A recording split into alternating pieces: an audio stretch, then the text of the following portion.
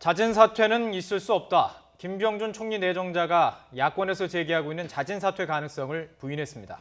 이에 대해 더불어민주당은 국민 정서를 모르고 하는 말이라며 비판했습니다. 조혜진 전 새누리당 의원, 박수현 전 더불어민주당 의원과 자세한 내용 알아보겠습니다. 네, 안녕하십니까? 반갑습니다. 네, 안녕하십니까? 저희 이제 뉴스 시작부터 광화문 광장을 연결해서 지금 좀 살펴봤습니다. 네. 주최 측 추산으로 지금 10만 명 정도가 모인 것으로 추산이 되고 있는데요. 예. 이후에 정확한 인원도 나올 것 같습니다. 어떻게 보십니까? 오늘 집회가 좀 이 전국에 분수령을 마련할 수 있을 거라고 보시는지요? 예, 지난번 일주일 전 집회에서 한 2만 명 가까이 모였다고 그렇게 나왔었는데 만약 오늘 10만 명 정도 모인다고 하면은 일주일 사이에 엄청난 좀 확장이 이루어지고 있는 건데 사실 그 사이에 대통령 지지율이 5%까지 떨어졌기 때문에 민심은 이미 폭발 직전인 상황이라고 볼 수도 있을 것 같아요. 예. 그래서 청와대도 사실은 오늘 집회 추이를 보고서 앞으로 그 시국 수습 방안을 고민을 하는 것 같은데 오늘 모이는 숫자가 어느 정도인가 또 거기서 나오는 주장이라든가 또 거기 그 집회 시위 양상 이런 것들이 변수가 될 것 같고 그리고 그 뒤에 이 집회가 계속 평일에도 이어질 것인가 여부. 예. 그리고 지난주에는 시위를 주최한 소위 말하는 이 좀 반정부 인사들뿐만 아니고 일반 시민과 또 성향성으로 볼 때 중도나 보수 성향의 인사들 시민들도 많이 참여해가지고 상당히 큰 의미를 던졌는데 이번 오늘 집회에서도 그런 예. 중도 성향, 보수 성향의 시민들까지 일반 시민들까지 평범한 시민들까지 많이 가시하느냐 여부가 청와대의 그 생각에 많이 영향을 줄 것 같고 예. 일단 그 12일을 갖다가 최종 목표로 잡아가지고 민중 총궐기 대회라고 이렇게 잡아놨는데 그때까지 이 흐름이 어떻게 이어지는가 평일에도 혹시라도 집회나 시위가 벌어지지 않는가 하는 것이 중요한 변수가 될 것 같습니다. 박 전 의원께서 지금 이 사이에 그 일주일 사이에 몇만 명이 모인 것도 모인 거지만 이 사이에 대국민 담화가 있었고요. 대통령의 대국민 담화도 있었고 개각도 있었습니다. 시민들의 반응을 어떻게 평가하시는지요? 예, 당연히 지금 이 격앙된 분위기 사실은 오늘 이번 주말이 이 분수령이 되어서 어떤 해결의 실마리가 지금 보이기를 저희 야권에서도 굉장히 좀 바라는 마음으로 지켜보고 있는데 지금 말씀하신 대로 김병준 국무총리 지명자가 잦은 사퇴는 없다라고 못을 받고 있지 않습니까? 네. 또 대통령의 엊그제 사과 담화문을 보더라도 본인이 이 수습의 중심에 서겠다라고 하는 것을 분명히 하고 있는 것이기 때문에 오늘 많은 이 집회와 이 규모가 된다 하더라도 이것이 내일 어떤 주초에 다른 해결책이 나오기는 어려워 보인다고 전망이 됩니다. 그렇다면 지금 조혜진 의원님 말씀하신 대로 이 집회나 이 시위가 당분간 이렇게 지속이 되지 않겠나 이런 생각이 들고 그런 강대강 대치가 좀 될 것으로 보는데 다만 이제 어제 그 새누리당에서 국민께 사과를 하면서 거국 중립 내각 이야기를 하셨습니다. 그런데 사실 거국 중립 내각의 기본 조건은 여야가 협의해서 추천하는 총리가 되고 총리가 나오고 거기에서 사실 내각을 구성하는 이것이 중립 내각이지 지금 대통령께서 일방적으로 총리를 지명하고 거기서 좀 장관들 몇 석 나눠가지고 하는 이것이 중립 내각이 아니거든요. 그래서 이것은 출발 자체가 단추가 잘못 꿰졌다 이런 생각이 들고 어쨌든 이 문제는 해결에 하야나 탄핵이라고 하는 그런 극단적 흐름으로 가지 않도록 이 문제는 빨리 대통령께서 결단하고 정리해야 된다 이렇게 봅니다. 네, 그런데 지금 새누리당 입장은 국정 정상화가 먼저다 이런 입장 아닌가요? 예, 새누리당은 그동안에도 거국 중립 내각을 제의하면서 야당에게 동참할 것을 요구해 왔고 그게 안 되면 이제 책임 총리라도 이걸 빨리 청문 인준 절차를 거쳐 가지고 국정 공백이 없도록 그 내각을 빨리 이제 출범시키자 이런 이제 주장을 계속하고 있고 그런 측면에서 정진석 원내대표 같은 경우에는 여야 간에 이 합의가 잘 안 되어 왔던 그 특별검사 문제도 여당이 주장했던 그 상설 특검을 양보하고 야당이 주장한 개별 특검을 받아들일 용의도 있다고까지 이제 양보를 했는데 그런데 여당 입장에서는 거국 중립 내각을 갖다 야당에게 제시하려면은 먼저 선결 조건이 법적인 인사권을 가지고 있는 대통령으로부터 그 동의를 먼저 구해야 됩니다. 대통령이 그 내각 조각권을 갖다가 내놓을 용의가 있다. 그럼 여야가 국회에서 합의해서 총리와 또 장관들을 추천하면 내가 그대로 이제 그걸 임명하겠다라는 그게 먼저 전제가 돼야 되는데 예. 여당은 그걸 선제하지 않고 야당이 자꾸 요구하니까 예. 여야가 합의했더라도 대통령이 너 안 해도 안 하, 그렇지 않다나 그 인사권 계속 행사하겠다고 그래버리면 그 무효가 돼버리기 때문에 그걸 먼저 대통령과 협의를 하고 예. 제의를 해야 될 것 같습니다. 예, 지금 저희가 지금 화면을 보시면 아시겠지만 현장 모습을 함께 보여드리면서 계속 이야기를 나눠가도록 하겠습니다. 조 전 의원께서 말씀하셨습니다. 이 부분에 대해서 어떻게 생각하시는지. 예, 지금 이제 문제가 예. 그 예를 들어 사실은 정치적 탄핵을 받으신 대통령이라고 저희는 그렇게 표현을 합니다. 어떤 그 법적인 권한은 가지고 계시지만 정치적 권한이 총리를 지명할 만큼 그런 권한이 있으신가에 대해서는 대통령께서 잘 성찰하셔야 된다고 보고요. 그 문제가 먼저 잘못됐다고 제가 말씀을 드렸고 두 번째 또 잘못은 설사 김병준 총리 내정자를 지명하셨다 하더라도 지금 조 전 의원님 말씀하신 대로 굉장히 중요한 문제가 있습니다. 이것은 이런 그 책임 총리가 되더라도 헌법상의 모든 권한은 대통령이 여전히 갖고 계신 것이거든요. 네. 그렇기 때문에 상황이 좀 좋아져서 대통령께서 나는 이거 이제 안 할래라고 회수할래라고 하고 총리를 해임해버리면 아무 할 말이 없는 것이거든요. 그렇기 때문에 사실은 지금 상황에서 거국 중립 내각이라고 하는 이런 것들을 만들려면 지금 총리에게 줄 수 있는 인사권을 포함한 모든 권한을 어떻게 할 것인가를 명확하게 말씀해 주셔야 합니다. 예. 그리고 또 나서 이제 국민에게 약속하기를 이 문제는 중간에 돌이키지 않고 그대로 쭉 가겠다라고 하는 걸 분명히 천명을 해주셔야 되고요. 예. 그다음에 대통령의 그 권한과 업무의 범위가 예를 들어서 내치와 외치가 있지 않습니까? 이것도 사실 불분명한 부분이 많이 있거든요. 네. 이것도 외치 부분까지 전적으로 총리에게 권한을 줄 것인지 어떻게 나눌 것인지 이런 부분들이 명쾌하게 안 돼 있어요. 예. 네. 그래서 엊그제 대통령의 사과 담화 발표에서 그저께 김병준 총리 지명자가 그런 부분에 대해서 이야기를 전혀 안 했기 때문에 어제 대통령께서 그 말씀이라도 명확하게 하셨어야 되는데 지명 자체도 잘못됐지만 지명하고 나서 총리와 권한을 나누는 지금 의원님 말씀하신 여러 가지 걱정되는 부분들이 전혀 말씀이 없기 때문에 사실 예. 이런 혼란이 있는 것입니다. 자, 지금 추미애 대표의 세 가지 조건에 분명히 들어가 있는 게 총리 내정자 철회 아니겠습니까? 예. 그럼 어쨌든 지금 김병준 총리 내정자에 대해서는 상당히 중요한 부분이 될 텐데요. 그 지금 저희들이 지금 좀 그래픽으로 좀 준비를 했습니다. 김병준 총리 조금 뒤에 좀 설명을 드릴 텐데요. 네. 총리 내정자에 대해서 국민 여론이 좀 조사된 부분이 있고요. 그 예. 여론을만 봐도 일단은 다수가 일단은 철회해야 된다 이런 예. 말을 하고 있습니다. 김병준 총리는 예. 그 일반 국민들은 잘 모르는데 예. 그래도 대한민국 식자층에서는 평이 좋은 분이었습니다. 예, 예. 그래서 이제 언론 보도를 통해서 국민들도 저 사람은 괜찮은 사람이구나 그런 생각은 기본적으로 할 수 있을 텐데 예. 지금은 지지율 5% 상태라는 거는 국민들이 대통령의 통치 행위 그중에 핵심인 인사권 행사를 인정을 안 하는 수용을 못하는 받아들이지 않는 상황이거든요. 예. 그래서 그 사람이 좋고 나쁘고를 떠나가지고 그걸 그 행사했다라는 거. 지금은 대통령이 자숙하고 민심을 수습해야 되고 그리고 수사를 받아서 이제 혐의 그 의혹을 규명해야 될 상황에서 예. 이게 그 인사권을 일방적으로 이제 행사했다는 데 대해서 민심이 실망하고 그걸 수용을 못하는 것 같고 특히 예. 야당 입장에서는 과거에 노무현 대통령 사람이었는데 그걸 이제 임명하고 한광욱 비서실장도 DJ 사람이었는데 임명한 것이 예. 대통령께서 임명하실 때는 뭐 오히려 또 야당하고 소통이 잘 될 것 아니냐라고 기대했을지 모르지만 야당은 예. 오히려 반감을 느끼고 있고 그걸 또 야당하고 또 상의도 하지 않았고 심지어 사전에 통보도 안 했다는 점에 대해서 오히려 역풍이 불고 있어가지고 예. 이 카드가 시국 수습에 전혀 도움이 안 되고 오히려 더 마이너스가 되는 측면도 있는 것 같습니다. 민주당 반응도 궁금하거든요. 예, 저희들이 이제 함께 꼭 합의하고 생각해봐야 될 건 이런 것입니다. 국민이 선출한 권력은 두 가지 아니겠습니까? 대통령과 의회입니다. 네. 그러면 실질적으로 대통령께서 지지율 5%대까지 떨어지신 것은 어떤 국민께서 선출을 통해서 쥐어주신 어떤 국민의 권력 이것을 이제 내놓으라는 이야기거든요. 그런 권위가 없어진 것입니다.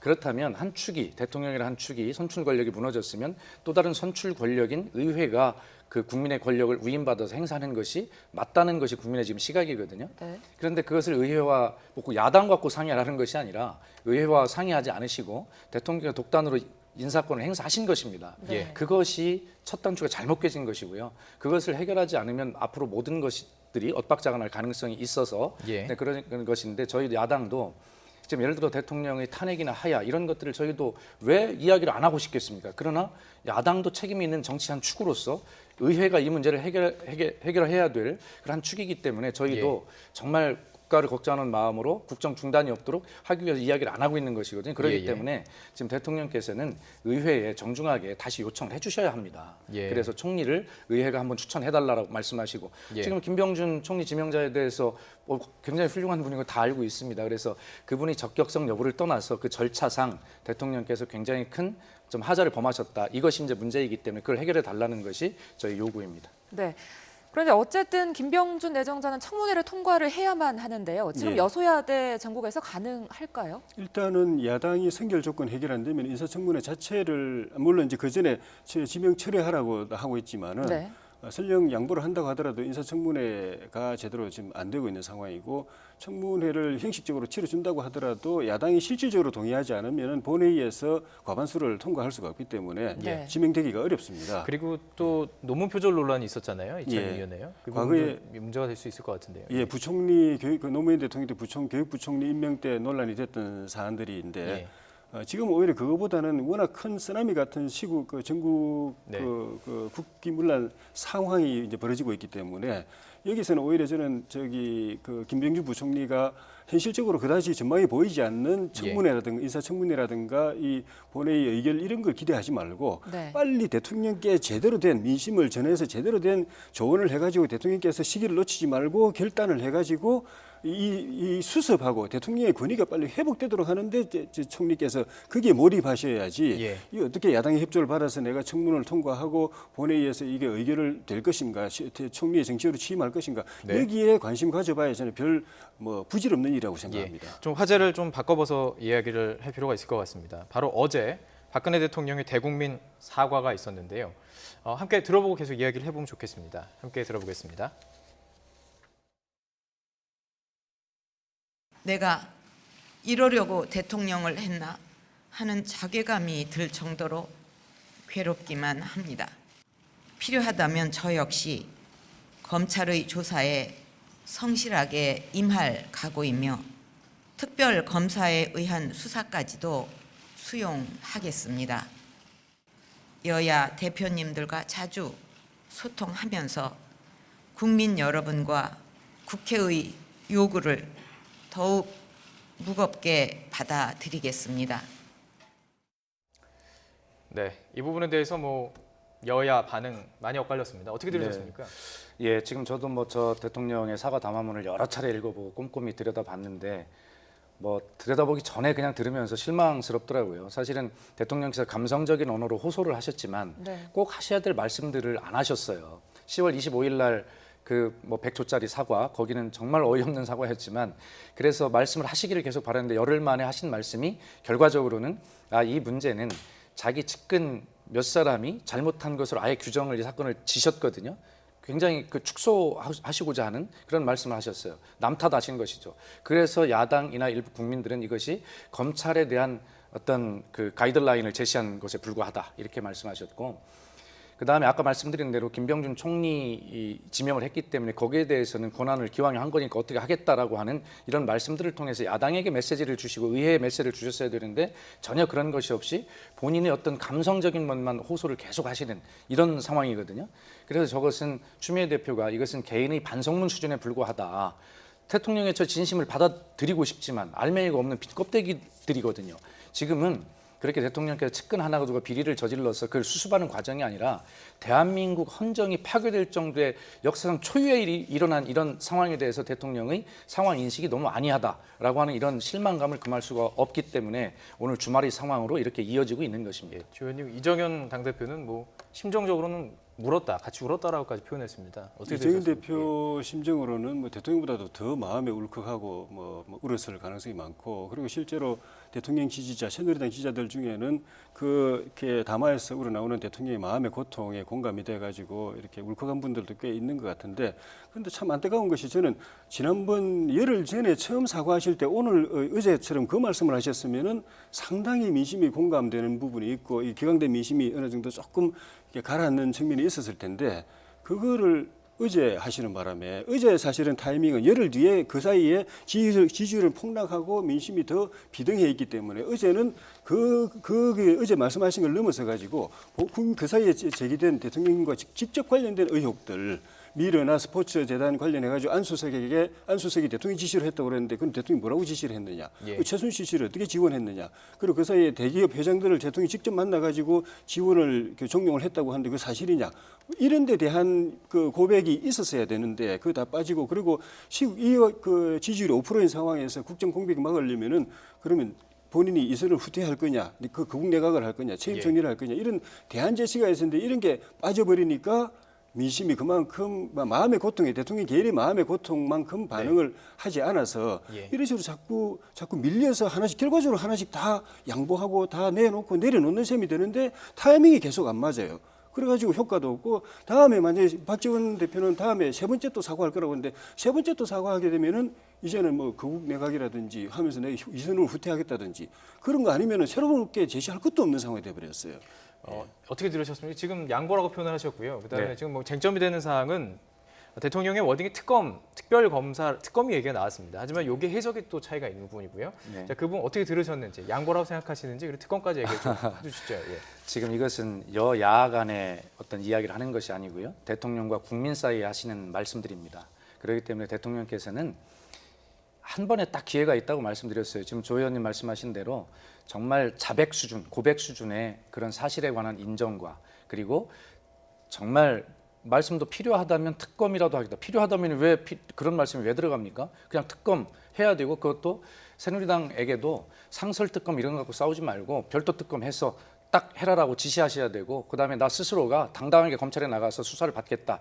이런 정도의 자기 고백 이런 것들이 없다면 지금 국민은 믿으시지 않습니다. 더구나 지금 이것은 아까 말씀드린 대로 어떤 측근비리 하나를 정리하는 이런 것이 아니라 정말 완전히 무너져버린 대한민국의 지금 시스템과 체계, 헌정, 질서 이런 것들을 지금 이야기하고 있는 것인데 대통령은 그냥 제가 제 주변 사람 하나를 잘못 써서 뭐 이렇게 됐습니다라고 감성적으로 이렇게 호소하고 이 사안을 넘어가려고 하시는 절대 그렇게 될 사안이 아닙니다. 과거에 대통령이 측근비리나 그럴 땐 이렇게 해서 대통령이 사과하면 국민의 마음도 얻고 이렇게 해서 넘어갈 수 있었지만 이것은 그런 사안 자체가 다른 것이거든요. 그렇기 때문에 대통령께서 이 사안을 보시는 시각이 과거에 그런 측근비리 이런 것들로 그냥 그렇게 보셔서는 안 되고 본인이 어떤 것을 잘못하셨는지 국정농단과 헌정파괴의 뿌리가 대통령 자신에게 있음을 진실로 느끼고 하시는 그런 말씀 그럴 때 국민이 이해가 될 것이다 이렇게 말씀을 드립니다. 네. 특검까지 받겠다라고 표현을 했습니다. 그런데 지금 민주당의 해석은 별도의 특검법을 따른 특검인 거고요. 네. 뭐 해석하기에 따라 좀 다를 것 같은데 어떤 부분인지 이 부분에 대해서 좀 그렇습니다. 얘기해 지금 주시고요. 이제 이 부분에 또 듣겠습니다. 그렇습니다. 이건 당연히 막 굉장히 초유의 일이기 때문에 특별하게 다뤄져야 될 문제고요. 상설 특검이 여야 합의로 만들어지긴 했지만 불완전합니다. 어떤 측면이 불완전하냐면 자, 특검을 2명을 이제 7명 인사추천위원회에서 2명의 특검을 대통령께 추천을 하면 대통령이 지명하게 돼 있지 않습니까? 자기 자신이 수사 대상이 되어버린 지금 자기를 수사할 특검을 대통령이 지명한다. 그리고 그 구조를 보면 와서 법무부 차관과 그다음에 대한변협회장, 그다음에 뭐 등등해서 국회에서 추천하는 여야가 4명 추천, 7명의 구조를 보면 야당이 추천한 2명을 빼고는 자칫 잘못하면 5대2의 추천위원회 구조가 그렇게 불리할 수가 있습니다. 그렇기 때문에 이런 것들을 다 불식시키려면 나중에 다른 말을 만들지 말기 위해서는 별도의 특검에 의해서 여야가 합의해서 빨리 진행을 하면 대통령께서도 더 당당하게 조사받을 수 있고 뒷말 남기지 않을 수 있거든요. 그래서 별도 특검에 의해서 그걸 하자고 하는데 지금 대통령께서 그 문제를 정확하게 안 하신 거죠. 네, 거기에 문제가 있다고 봅니다. 네, 특검에 대해 합의 부분 말씀해 주셨는데요. 뭐 협상이 가능할 거라고 보십니까? 어떻습니까?